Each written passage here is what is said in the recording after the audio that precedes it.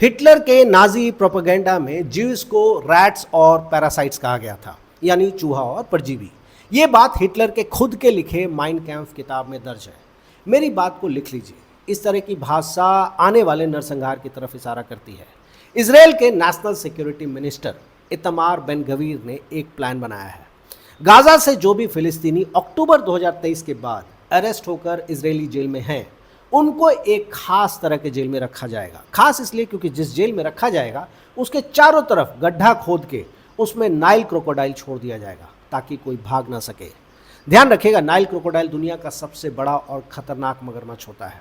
मगर यह काम इतना आसान नहीं था क्योंकि नाइल क्रोकोडाइल संरक्षित वन्य जीव में आता है, तो कानूनी तौर पर यह बहुत मुश्किल था। लेकिन जब सरकार ही आपकी हो तो फिर कानून जैसी चीज़ों का क्या ही मतलब।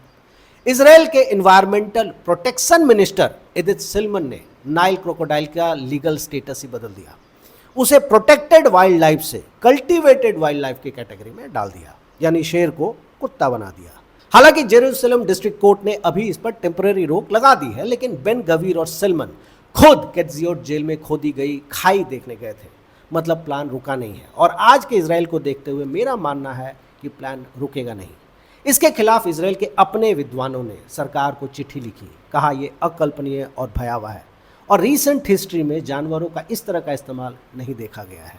सवाल ये नहीं है कि ये कैदी कौन है, सवाल ये है कि हम कौन हैं और हम क्या बनना चाहते हैं।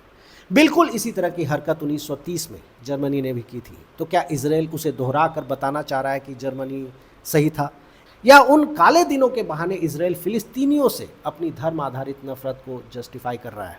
मैं जानता हूं कि भारत में इसराइल की इस हरकत को कुछ लोग सिर्फ इसलिए जस्टिफाई करेंगे क्योंकि ये फिलिस्तीनी मुसलमानों के खिलाफ है। लेकिन क्या आप इसी तर्क से ज्यूज बच्चों के साथ नाजियों की गई इस बर्बरता को भी जस्टिफाई कर पाएंगे?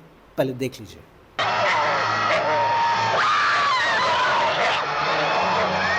ये फुटेज एक सिनेमा से ली गई है, मगर ये सत्य पर आधारित है। जून 2026 में जब यूनाइटेड नेशन ने इजरायली नरसंहार रिपोर्ट जारी की, उसके 4 दिन बाद इसराइल डिफेंस मिनिस्ट्री के मेजर जनरल अमीर बरम नई दिल्ली आए रक्षा सहयोग के लिए।